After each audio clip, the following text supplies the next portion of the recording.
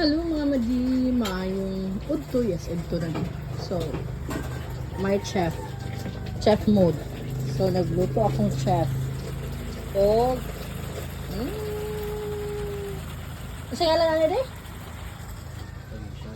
ha? Atay nga gisado. Atay gisado din. Atay na gisado. Buta ka na naghalang de? Sa katong sili, halang to siya? Dili. Na may kundi pala pa. My chef.